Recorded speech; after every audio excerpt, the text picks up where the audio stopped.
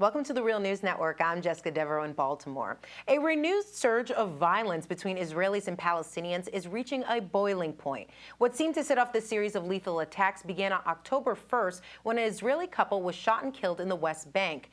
This soon set off a series of more killings and more violence on both sides. And on October 7th, this video was captured during clashes in between Ramallah and Beit El settlement.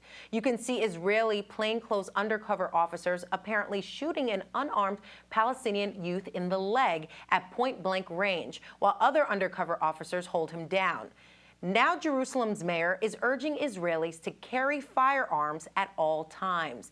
Joining us to put all of this in context is our guest, Shir Hever. He's an economist studying the Israeli occupation of the Palestinian territories for the Alternative Information Center. Thanks for joining us, Shir. Thanks for having me, Jessica. So, Shir, help us understand what we're witnessing here. After seeing all of these images and hearing of all these news reports, the question on everyone's mind is whether there is another Intifada coming. What's your take, Shir? Well, this is really a question that you hear all over the news. And over the last couple of years, there have been a series of uprisings and demonstrations that many people were maybe too hasty to call, well, this is the third Intifada, and then it fizzled out, and now I think people are concerned to make that statement so quickly. But I think we can say that the extent of the clashes that we see now is much larger than we've seen in several years now, and it could easily deteriorate into a third Intifada by the mere fact that the Israeli government is actually stoking the flames by making no effort to address the causes, but just using punitive measures. I'm glad you mentioned the Israeli government. Where is the Israeli state leadership on this issue? I mentioned earlier the Jerusalem mayor is calling for Israelis to take up arms. Is their only strategy to weaponize?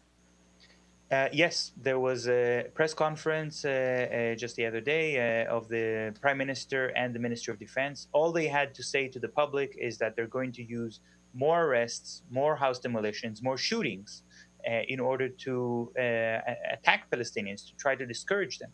The problem is that when a people lives under military occupation, when they live in unbearable conditions for decades, then these punitive measures, they lose their effectiveness because Palestinians just are so frustrated and furious at the way that they've been treated, and so despaired of the diplomatic process that leads nowhere, and they're constantly told you have to endure and wait patiently, and their situation only gets worse. So destroying more homes, arresting more people is certainly not going to be the thing that stops the violence. It's not going to deter people. Now, the Israeli government is trying to push their technological solutions. They're using drones, they're using armored cars and concentrated tear gas canisters and things like that, in the hope that that would somehow control the resistance and stop it.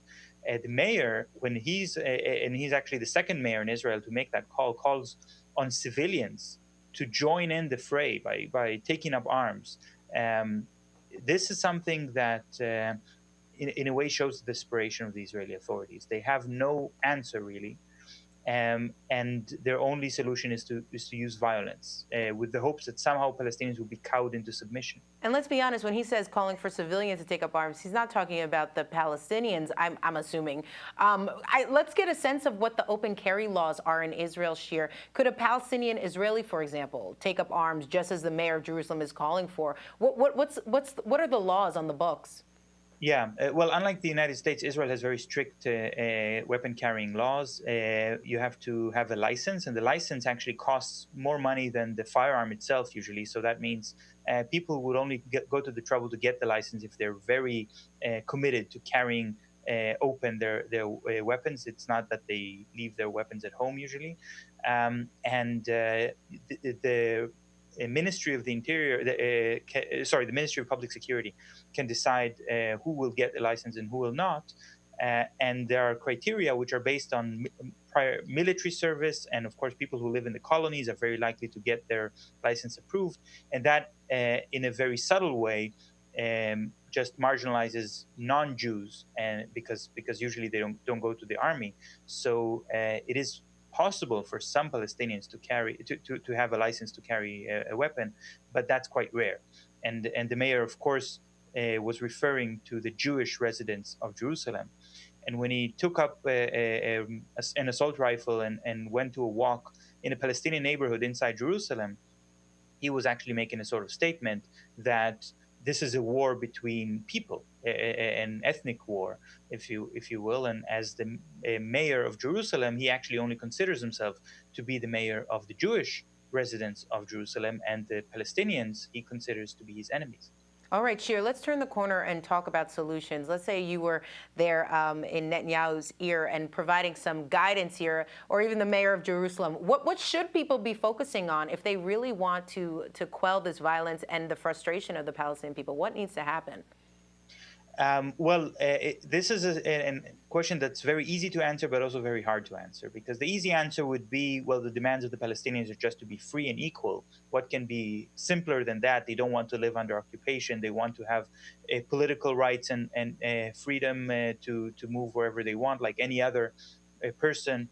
And once they have that, they have no reason to rebel and no reason to cry out. But that's the easy answer. The more difficult answer is to understand that the whole regime of Israel is built on apartheid. It's built on this idea of racial segregation and on the concept of a Jewish state, which is a very specific idea of what a Jewish state means, an idea that it doesn't give any room for equality for non-Jews. And I don't see the Israeli government willing to give that up.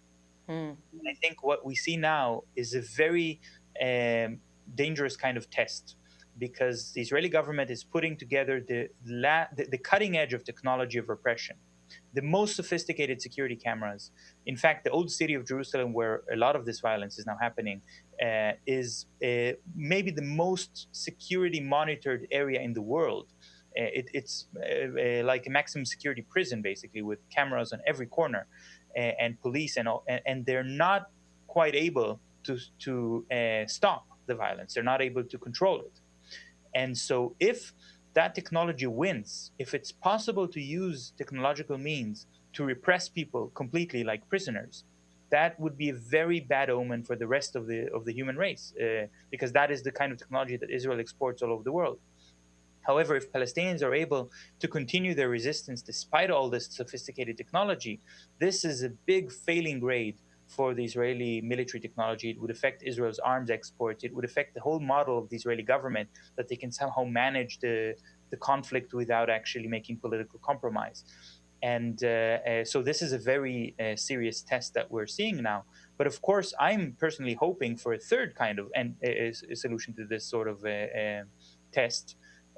Not to prove the technology effective or ineffective, but to prove the technology unnecessary if Palestinians find ways to put pressure on the Israeli government without resorting to violence. And that is actually up to the rest of the international community to make sure that there are means for Palestinians to use that kind of pressure. As long as Palestinians feel isolated diplomatically, as long as Israel receives international support, the conflict tends to become more and more physical and more violent. But the more Palestinians know that they have international solidarity, and there's pressure on Israel, like in the form of the boycott movement, then the Israeli government feels the pressure much more strongly. They know they cannot answer this kind of international pressure with violence, with house demolitions, and so on. And that could bring a real change. All right, Shir Hever joining us from Germany. Thank you so much for being with us. Thanks for having me.